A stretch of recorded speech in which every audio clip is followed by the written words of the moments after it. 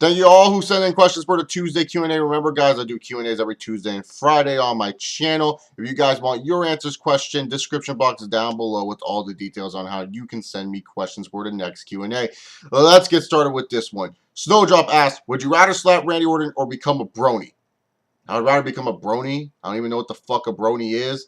And if I slapped Randy Orton in real life, I'm pretty sure he would kick my ass. Chris Stark asks, what if Sting was the third member of the original NWO instead of Hulk Hogan? It wouldn't have been as impactful. I don't think the NWO would be remembered really that huge for their debut. That's just the bottom line and truth. Because like Hulk Hogan turning heel was just like so fucking shocking. So yeah. Chris Stark also asked, would you ever like to see a Jeff Hardy and Bray Wyatt feud? Not really, man. I mean, I can see on paper how it could work out, but I just think their in-ring styles wouldn't mesh all that well. That's just me. Largest85 asks, what if Scott Steiner was a part of the Spirit Squad? How would that have been? It would have been fucking hilarious. Could you imagine Scott Steiner yelling, Scott! At the intro of the Spirit Squad, and then he's all trying to fucking hype up the Spirit Squad with everyone else? It would have been funny, but I would have been kind of pissed off a little bit because then you're trying to make Scott Steiner into a cheerleader? It'd be pretty bad. Largest85 also asks, what if Scott Steiner came back to feud with Heath Slater? How would the mic work be with them? Scott Steiner would say something how he hates gingers. He would be something along the lines like he hates Canada North, aka Mexico North, and he hates just everyone from Canada and Mexico, but he also hates gingers with just as much power and passion. And then Heath Slater will talk about how he's a new genetic freak, and then Scott Steiner will get mad at him and say, holla if you hear me. Paul Markalonis asks, should a Scott Steiner versus Iron Sheik epic rap battle start and or main event every WrestleMania to come? Oh, yeah, for sure, why not? It will get rid of this whole notion that we have to send the fans home happy. Because we're sending the fans home happy by having Scott Steiner and Iron Sheik fucking rap. That's sending the fans home happy, for sure. So yeah, I would like that if WrestleMania ended like that. Paul Markalonis also asks, if WWE redo an NWO angle and John Cena was the third man, would Cena get Hogan chance during his NWO tenure? Nah, I don't think so. I think fans would actually like that. They'd be like, oh my god, yes! John Cena's finally turning heel. Whoop-de-fucking-do, he changed his character. So fans would actually be really excited about that one. So I don't think he would get Hogan chance. Francis Ward asks, has an Asian wrestler ever skinned a cat? That's a good one, Francis. It's not my personal favorite joke because you forget, Francis, I am Asian. So I don't like that type of joke. But for others out there, if they got the joke and they thought it was funny, good for you. But I didn't like this joke, man. And Francis Ward also asks, how is it that Sheamus can hit people 17 times on the ropes without being disqualified? It's called logic in wrestling is lost. The art of wrestling has just been ruined. Like, in all honesty, like, wrestling doesn't have the same logic like it did back in the day. That's just the honest truth. You know, they just don't think anymore in the wrestling business. They think, you know, nowadays we should kick and flip and try to break our fucking necks instead of tell a good story. Mr. TNA 2005 asks, how awesome would it be if Kaz and Daniels would induct Scott Steiner into the Eagle Hall of Fame with having for him the words, the photo, and the video package like they did with Bobby Roode? Oh, that Eagle Hall of Fame, man. The one thing about TNA, I'll give them credit this is, you know, they at least have funny fucking good segments. Like, I can't remember the last funny good WWE segment in a long time. This stuff by TNA, like the Ace and Eight Spinner on the Eagle Hall of Fame, great stuff. And I would love if Scott Steiner was in the fucking Eagle Hall of Fame. Are you kidding me? That'd be amazing. And what is the move that you always want to see on TV? To me, is Zema Ion's jumping DDT. Randy Orton's RKO. When Petey Williams was wrestling, the Canadian Destroyer. I currently like Roman Reigns' Superman Punch. Maybe because I'm an MMA fan. I just like the height that he gets when he goes for the Superman Punch. So, yeah. Final Limits asks, why did fans boo Dwayne Johnson on his match with Hogan at WrestleMania 18 and at SummerSlam 2002 when he defended his title against Brock Lesnar? Really? I thought it was obvious that just because Hogan came home to Canada, like, you know, because this was Hogan's homecoming to Canada. Like, Canada fans haven't seen Hogan in a long-ass time. So that's why The Rock got booed more than Hogan. And also, SummerSlam 2002 review, I even stated, you know, Rock was just pretty much selling out. You know, he was going to go make movies, man. So that's why he was getting booed. That's why he got booed on both of those occasions. It was just that, you know, Hogan was more of a hero. You know, the first time the Canadian fans were seeing him in a long-ass time. And The Rock was selling out, and the fans were behind Brock Lesnar. And how would you have booked the Hogan versus Michaels match at SummerSlam 2005 if Hogan let you be the booker for that match only? I wouldn't change anything to the feud. I'd probably still have the same result. I would just tell Shawn Michaels to not be a punk little bitch and not flop all over the place. That's what I'd probably do. I wouldn't change anything, though. I thought the feud in the match was good.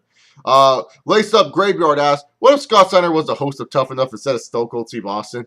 What would be some of the comments, some of his comments would be? Remember when the mom was quitting Tough Enough? As she's walking up to him, he would be like, so you want to suck my dick or what? Or you'll have it where, Cameron, she says Melina versus Alicia Fox is her favorite match.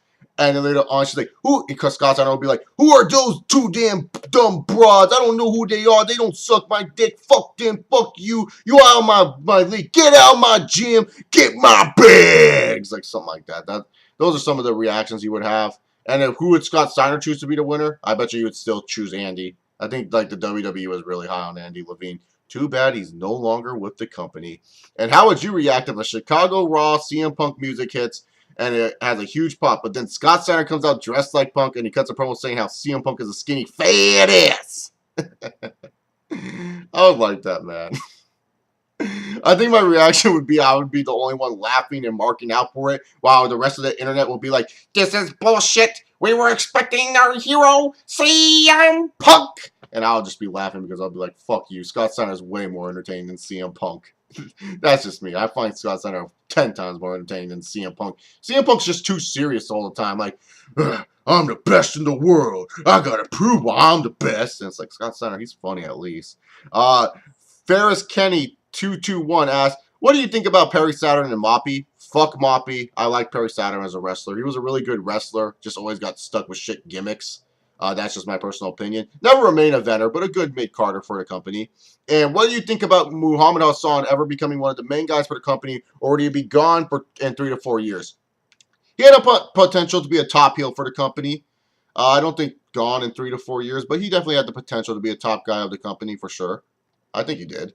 He had a good character. He had good heel heat on him.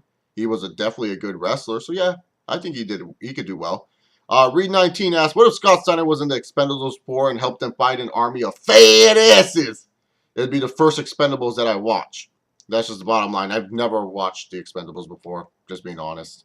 Not even any of the 3. I just haven't been interested in seeing them. But yeah, I would watch that. I would watch that one. And what if Scott Steiner became president of the United States? Our economy would be terrible.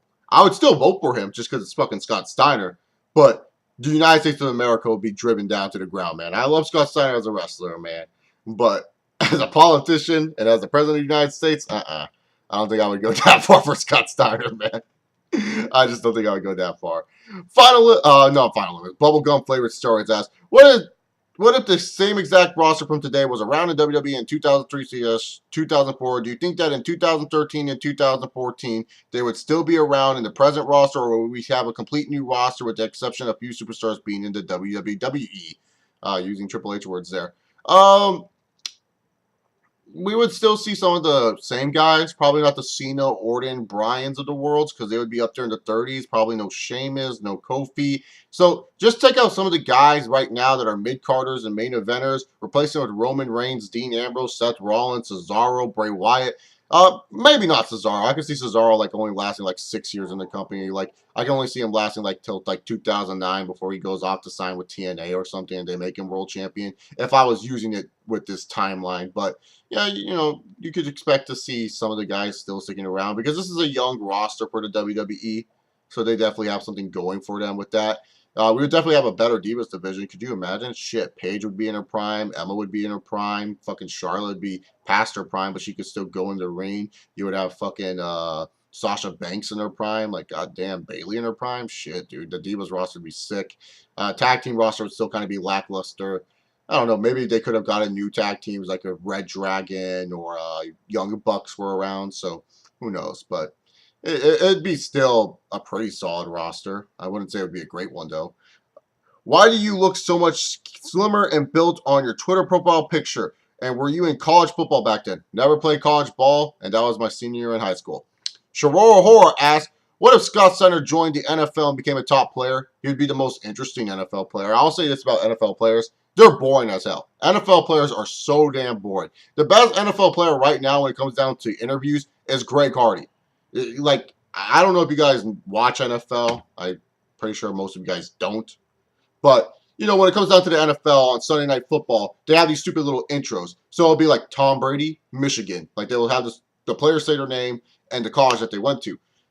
Fucking Greg Hardy was all like cracking under the deep blue sea. And I started laughing my ass off. Could you imagine Scott Steiner doing those player intros? I think it would be fucking awesome. He would definitely be the most interesting top player in the NFL. And what if Scott Steiner became the principal of your school? How would you react upon learning this? I would be so happy if I was sitting at school, bored like I normally am during class, and then all of a sudden I hear on the speakerphone Scott Steiner's beautiful voice telling us that we're all fetuses. We need to start working out in gym class, and that, you know, you need to learn your education. Big Papa Pump has her hookup with all your books up. And then all of a sudden, I would leave the classroom. I would knock on the door profusely to get a picture with my principal, Scott Steiner. That's what I would do. I would be marking out for sure.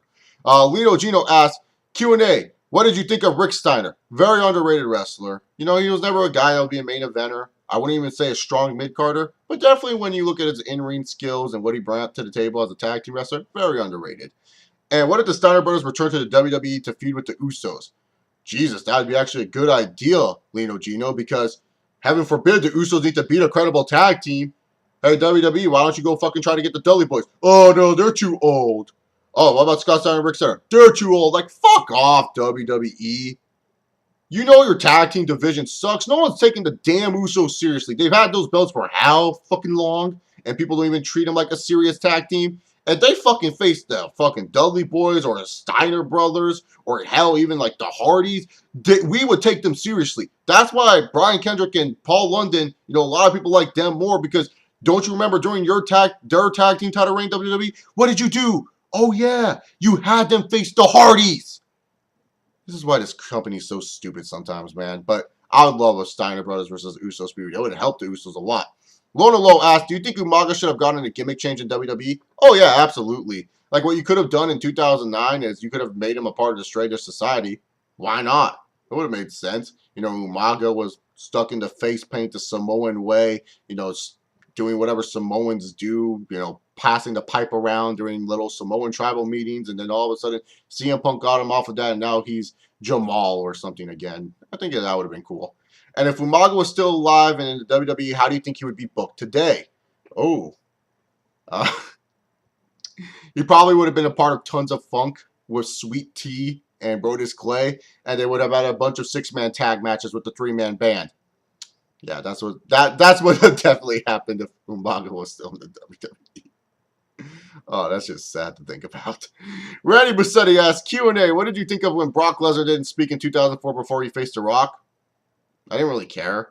In all honesty, Randy, I just didn't care because I never liked Brock Lesnar in the first place. I didn't see the whole fucking hype around him. That's just me. So I just didn't really care. That's just my answer. And what did you think about Triple H's heel turn in 2002? It was much needed because babyface Triple H sucks. I'm sorry, I don't like Triple H as a babyface. It's just not believable. He just fits the heel role so perfectly. I mean, you can have babyface Triple H sprinkle in every once in a while, but you know, babyface Triple H on a long-term basis, that's just not best for business. Heel Triple H is where it is at. You know, it was good for him to come back as a babyface to win the undisputed title, but then afterwards, you should have turned him full force heel. That's what they should have done. But they kept him babyface for a while until Shawn came back, and thank God they turned him heel because, you know, honestly, even besides the Reign of Terror bullshit we like to joke around about, he was a damn good heel. Triple H has always been a damn good heel, in my personal opinion. Dave Lester asked, how do you feel about Jake the Snake Roberts being in the hospital and almost dying? It sucks because that's a Hall of Famer and a wrestler that I feel has transcended the wrestling industry with his promos. And it would suck to lose someone like that, especially after he cleaned his act up. And I always hate the saying that they say in the wrestling business, like, oh, his demons caught up with him, or just in general, like when someone cleans up their act and then all of a sudden their demons catch up with them. That's just such a disturbing saying. And so I didn't want to hear anything about that with Jake the Snake Roberts. I hear he's doing better, and I hope he gets better, and I hope he stays with us. That's all I got to say about that. If you can bring back any wrestler from the 70s in his prime and compete with any wrestler of the present day, who would you bring back and why? Mr. Bob Backlund, and I would have him face Daniel Bryan. Be an awesome technical match. For all the people who think Daniel Bryan's a smooth technical wrestler, oh, you bring Mr. Bob Backlund in the middle of the ring, he'll make Daniel Bryan look like a chump. All these people would be on the Mr. Bob Backlund bandwagon.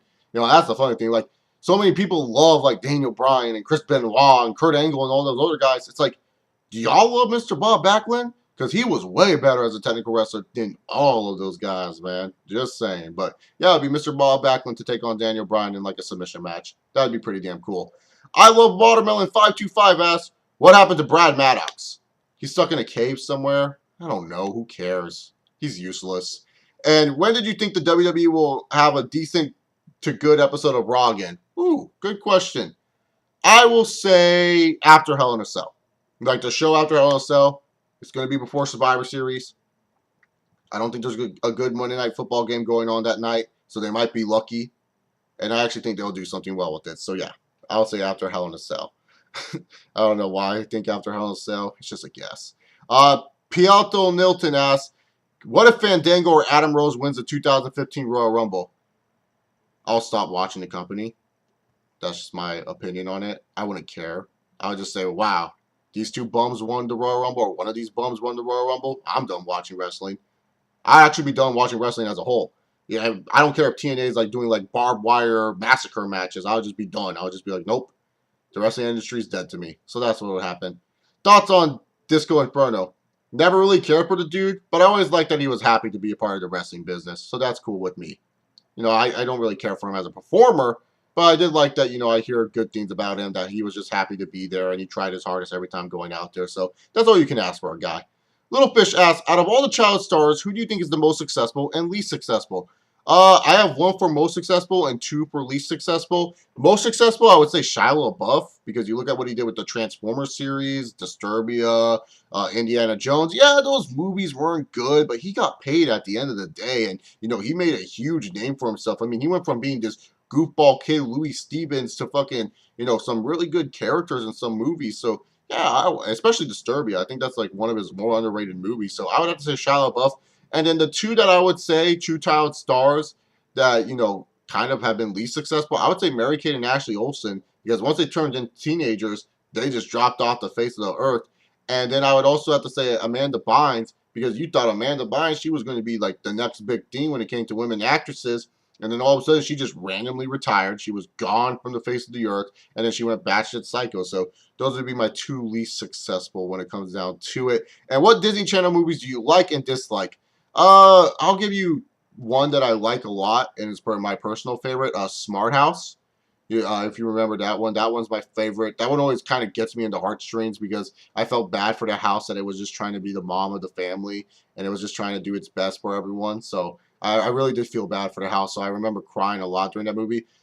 Disney Channel movies I don't like, the Cheetah Girls 1 and 2 and 3. I didn't see the hot fad with them, and I didn't give a shit about them. And also Get a Clue with Lindsay Lohan. Yeah, that was just bad. That was just terrible. Jack Trice asks, why does YouTube always make people do introductions to their channel, and are you a YouTube partner? Because to get our channel more exposure, I guess. And yes, I'm a YouTube partner. And why did Hunico never go anywhere in the WWE after Sin Cara Negra gimmick in 2011? He got injured. I believe he got injured in like 2012. Like he tore his Achilles or something like that. Like he hurt his leg. I know that. And so he was out for a long period of time. And then he came back as Sin Cara. So yeah, that's why Hunico never went anywhere. John Kunt asks, what do you think of when DX dressed up like Vince and Shane and poured poop on them? One of the better DX segments in 2006. I'll say that. That's what I'll say. I actually enjoyed that segment. I thought it was very funny, especially when Triple H yelled at Shawn, "Stop it!" That shit was funny. I liked when Shawn was playing that Shane too. I thought it was hilarious. John Cook also asked, what did you think of when DX reformed on an episode of Raw in June 2006? Honestly, man, I wasn't a big fan of it because I've always said this. It was kind of sad and pathetic that the WWE, to gain interest in viewers and ratings, they had to bring back DX. I understood you had nothing to do with Triple H and you had nothing to do with Shawn Michaels, and you thought, oh, this would be a good last hurrah thing for both of them. But it was just like, that just shows reek of desperation and how bad the product was getting, that you had to bring back fucking DX to make people a little bit interested. That's just me. That's just my opinion on it. I didn't really like it all that much because I just said, like, it's not going to be as funny as the original DX or the Triple H-led DX. I mean, they had some good moments. Don't get me wrong. They definitely had some good stuff with Vince. But, like, you can't tell me any of the rated RKO stuff was fucking funny. And, like, really? They were only funny when they were pestering with Vince. They weren't funny when they were doing anything else. That's just my personal opinion. Or Little People's Court. That was the only other time I felt the new and improved DX was ever funny. Was the stuff they were doing with Vince and Little People's Court. Jack Talking Dildo asked, what did you do to lose weight? Did you starve yourself? Did you eat less? Did you do extra cardio? What did you do to make your weight got down? Eat less, and extra cardio works a lot. Don't eat a huge dinner. Eat a light dinner. So that's why. That's how I lost weight. And what do you think of Rosa Mendez being in Total Divas Season 3 and thoughts of her in general? I didn't really get why they were adding her. I was just like, wait, Rosa Mendez, really? I thought they were going to add someone else to the cast of Season 3. I thought they were going to grab one of the NXT women that they just have floating around in NXT that has nothing going on, like an Alexa Bliss or a Sasha Banks. I thought they were going to do something like that. But instead, all of a sudden, they bring in Rosa Mendez, and I thought, oh, are they getting rid of Summer Rae? But no, I guess Summer Rae, is sticking around. And, I'll say this about Rosa Mendez. She tries. She's a very beautiful woman. I won't deny that. She's very, very hot. But I just don't care that she's on Total Divas Season 3. And I just don't care about her in general. Red Wolf 316 asks, hey, Chase, why do you hate WrestleMania 25? Because it's a disappointing WrestleMania, Red Wolf. I mean, Hardy versus Hardy was mediocre. The fucking world title match was garbage. That stupid triple threat. Shawn and Taker was the best match and should have main evented. Orton and fucking Triple H was a joke because Orton should have walked out as champion, but no, Triple H had to be the game that night and fucking bury Randy Orton. And the rest of the undercard was a joke. That WrestleMania is just disappointing, man. It is just disappointing. The only highlight from that WrestleMania is Undertaker and Shawn Michaels. Period. End of story. And maybe Ricky the Dragon Steamboat going in the ring with Chris Jericho. Maybe that's 1.5 highlights. But other than that, it was just a joke WrestleMania, man. It was disappointing. It didn't feel like the 25th anniversary of WrestleMania. And you also asked, what did you think of Mike Awesome? Underrated big man talent.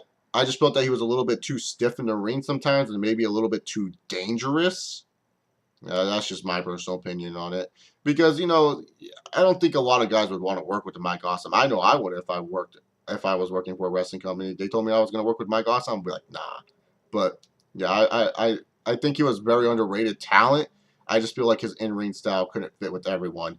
The Savvy Yes Man asks, are you going to do the ASL hashtag Ice Bucket Challenge like everyone else is doing? If you are, will you upload it here on YouTube? No, I haven't been challenged for it yet. I don't plan on freaking doing the Ice Bucket Challenge. I've already donated like $30. And I know $30 doesn't sound a lot, but just know I have a tight fucking budget. So I've donated my $30 to the cause, but I haven't done the Ice Bucket Challenge. No one has nominated me. And if someone did nominate me, I guess I would put it on YouTube, but I wouldn't know what to do with it. I probably wouldn't even upload it to YouTube in all honesty. I just have no interest in it. I don't get the whole point of throwing ice and water on your head. It's dumb to me. That's just me. That's just me. I just don't get the idea behind it. The Gochi Man asks, what would your reaction be if the next 2 years Bray Wyatt was on the pre-show jobbing to Zack Ryder? I'll take a deep breath like that I just took right now and turn off my Xbox and stop watching wrestling. The Gochi Man also asks, what's some people you can think of that John Cena has elevated? Because for the life of me, I can't think of anyone. Yeah, John Cena hasn't really elevated anyone in his damn career. If you want to go the BS political route, you could say, oh, he helped CM Punk and Daniel Bryan. I mean, in all honesty, CM Punk and Daniel Bryan kind of made themselves because of the in-ring style, and obviously CM Punk with his microphone work.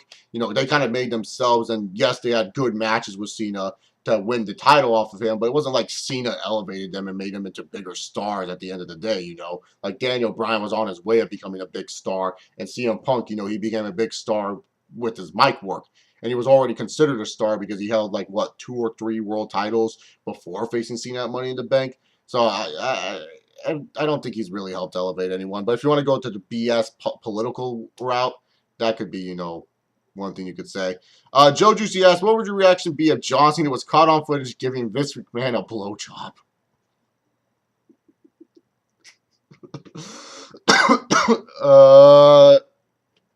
Is Triple H serving breakfast after the blowjob?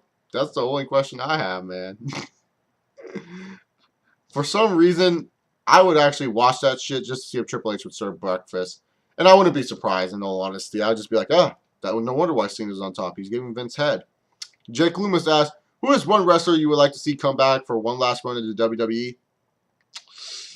Kurt Angle. Angle or Hardy. Those would be the two. And Jake Loomis also asked, do you watch horror movies? Yeah, I watch horror movies, Jake. The horror movies that I like, though, I like the ones where, like, people are trying to survive shit. So, like, you know, like Texas Chainsaw Massacre, The Purge, The Collector, those type of horror movies where, like, you know, there's, like, a bunch of booby traps and, like, people are getting their limbs chopped off. Those are the horror movies I like. Like, those are the ones I could get into. The stuff with the fucking demons and shit, get that shit away from me. I'm a pussy when it comes to that crap. Like monsters and demon horror movies, I can't watch. But the stuff like Texas Chainsaw Massacre and stuff like that, I can watch because those are fun little survivor horrors. I can watch those in a heartbeat. So, but all the other horror movie stuff, I can't watch. I'm just being honest here. But I do like my fair share of horror movies. I'm just not a big horror movie fan. Josh Chambers asks, what are your thoughts on YouTube continuing to change their layout every once in a while? At this point, Josh, I just don't care. YouTube's going to do whatever the fuck they want, and at the end of the day, I'm not going to be able to change anything about it. So why bitch about it when I can just accept it and move on? Because as long as they're not affecting my videos and deleting my content here on my channel, that's all I care about. Josh Chambers also asked, what are some of your points you can agree and disagree with good mic work? Honestly, Josh, I don't watch that much of good mic work, and it's nothing against him. I just don't watch him all that much. He's not really one of my main YouTubers.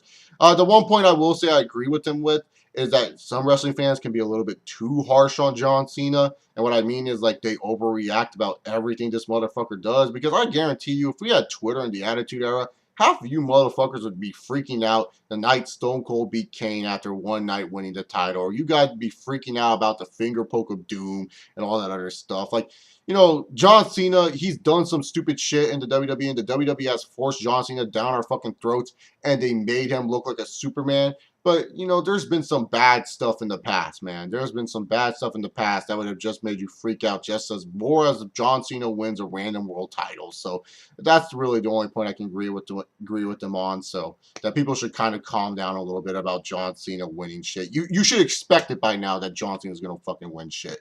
Like, they've been preparing you for this for 10 fucking years. And if you haven't noticed in 10 years now that they're not going to change shit, why keep on freaking out and acting like it's the end of the world when John Cena wins shit?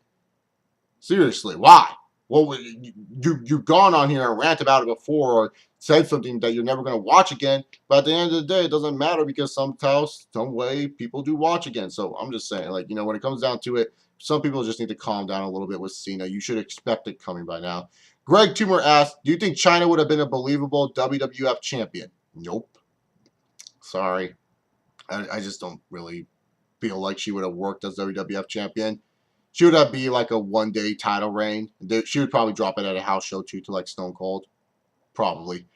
And have you checked out any of Chyna's movies, if you know what I mean? No, I have not watched any Chyna porn videos.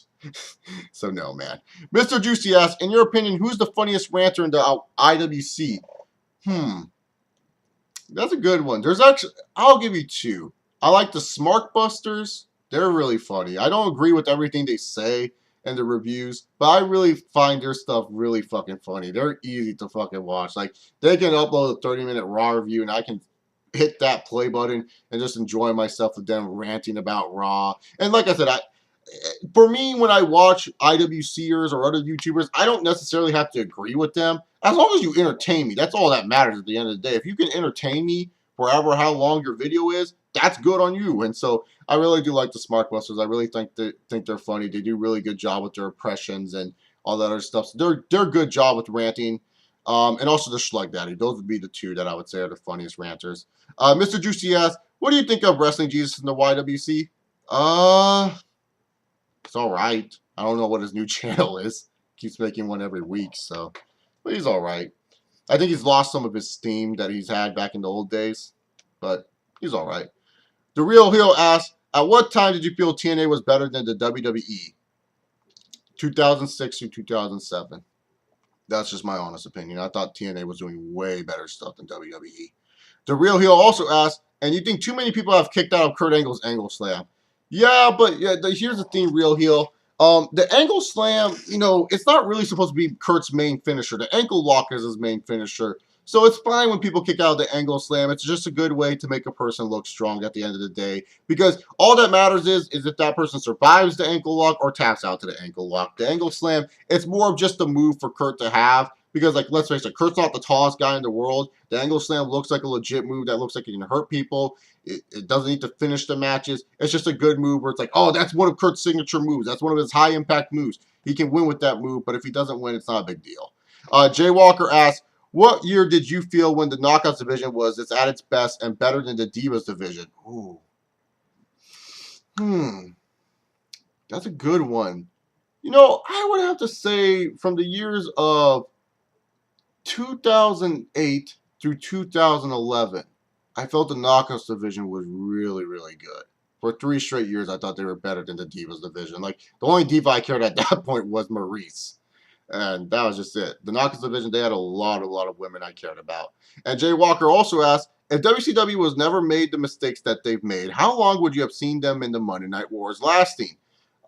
Not long at all, dude. The Monday Night Wars were going to end regardless, because even if WCW never made the mistakes that they made, they're going to still lose money regardless. Like, WWF was making more money. They're just being an entertaining product. Like, you know, it's like WCW, even if they didn't make these mistakes, they would still be losing money at the end of the day. Because, like, WCW always try to ran their shows out of arenas and all, like, football stadiums and shit like that. You know what I'm saying? Like, they try to always fill out these big-ass venues for all the fans and stuff like that. And, you know, I don't think the Monday Night Wars would have lasted that long because WCW would have still kind of been a little bit more too PG for the Attitude Era fans. So, in all honesty, I don't think it would have lasted longer at all. You know, yes, minimizing mistakes could have probably prolonged the Monday Night Wars to maybe one more extra year, but that's just it, man, because WCW was going to lose money regardless. That's just my personal opinion, because their product wasn't changing with the times like WWF's was with the Attitude Era. John Cool asks, what are some wrestlers you think WWE overrates the most as being the greatest of all time? Ooh, that's a good one. I'll give you 4. I'll give you 4 guys that they overrate as the greatest of all time. John Cena for sure. Shawn Michaels. I mean, I like Shawn. He's one of the best in-ring performers of all time. But it's like they make Shawn Michaels act like he's like Hulk Hogan's successor. It's like, no. Shawn Michaels was not Hulk Hogan's successor. And it's like what my boy Schleg Daddy said. Shawn Michaels wasn't always in the great eras for the WWE. Like, when Shawn was in the WWE, it wasn't like business was fucking booming. Like, he was a good household name, but it wasn't like Shawn Michaels was one of the best business guys. Triple H, oh, fuck yeah. Triple H is so overrated by the WWE. Like, King of Kings, like, god damn, you know that they overrate the fuck out of Triple H. And then the 4th guy, do I want to say Bret Hart? I'll say Bret Hart. Because, you know, Bret and Shawn, it's kind of the same category that I said with Shawn Michaels. You know, Bret was a good household name, but he was never a guy that was really big with the business. And Slapnuts 2000 is going to finish off this Q&A asking, what did you think of Jeff Jarrett's run as WCW champion in the year 2000? Which one? I know he only had one. Wasn't like a fucking short reign and he vacated the belt anyways, or he lost to the Psycho Sid, or he laid down for Hogan and he got his ass kicked by Booker T. I don't remember. Honestly, I don't remember. And I don't hate Jeff Jarrett as much as most people do. I just don't like him because of the TNA crap that I had to suffer with him. Like, seriously, Jeff Jarrett and TNA was the worst shit I've ever seen, man. That was just terrible. Like, that was as bad, if not worse, than Triple H's reign of terror. Jeff Jarrett's reign of terror as NWA heavyweight champion. Oh, God. Why don't you put over Monty Brown? Fuck you, Jeff Jarrett. Anyways, guys, thank you for sending in your questions. Remember, you guys can send in your questions for a Friday Q&A description box down below with all the details. Make sure you guys follow me on Twitter at ChaseOver68. Check out my website, Chillin' with Chase. I'll see you all next time. Peace.